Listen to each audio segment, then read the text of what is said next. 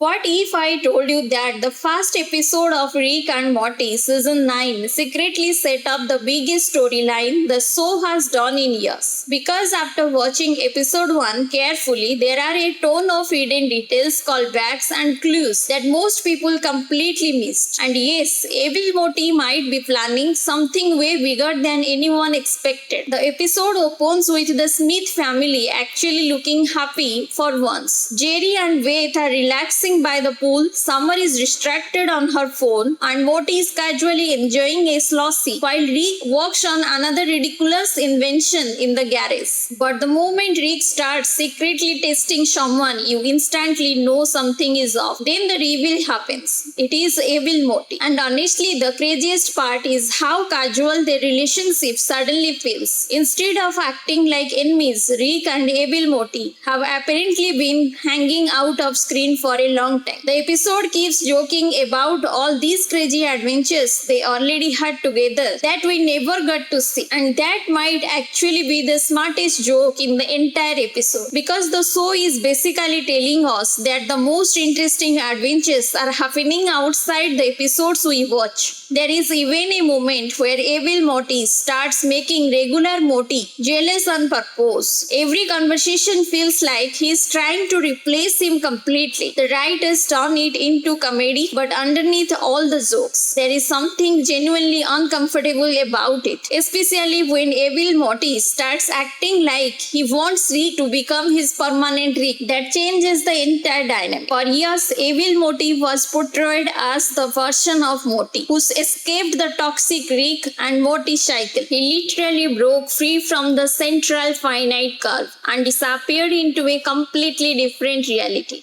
But now he is willingly coming back and spending time with Rick again.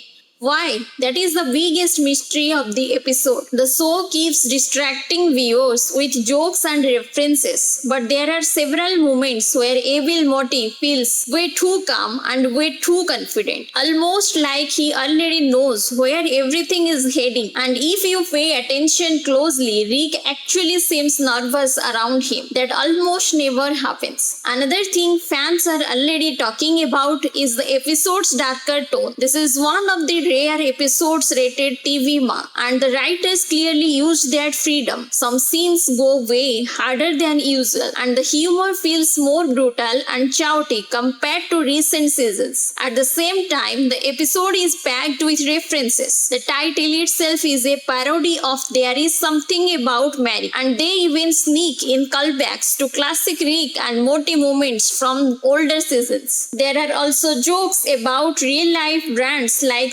7-Eleven, which honestly feels exactly like the kind of random detail this show loves to obsess over. But one of the biggest surprises has nothing to do with Evil Morty. It is President Curtis. The episode quietly confirms that the president is getting his own spin-off series later this year. It is going to be an X-Files style show where he investigates bizarre sci-fi situations across America. And based on the way the episode talks about it, Rick and Morty themselves might appear occasionally too, which means the Rick and Morty universe is expanding faster than ever. There is also the upcoming movie Dan Harmon teased recently. The creators are clearly treating season 9 as the beginning of a much larger phase for the franchise. And honestly, episode 1 already feels different. The animation looks cleaner, the pacing is faster, and the writing feels more confident again. It almost feels like the show is trying to remind everyone why people became obsessed with Rick and Morty in the first place. But the real reason this episode matters in the ending, because by the final moments it becomes obvious that Evil Morty is not back for a random cameo. The writers are setting him up for something massive, whether that leads into the movie, a future multiverse war, or another major betrayal. This episode feels like the beginning of a much bigger story. And if this is how season 9 starts, things are about to get insane. If you enjoyed the series, don't forget to like, subscribe, and let me know in the comments. Thanks for watching, and I will see you guys in the next one.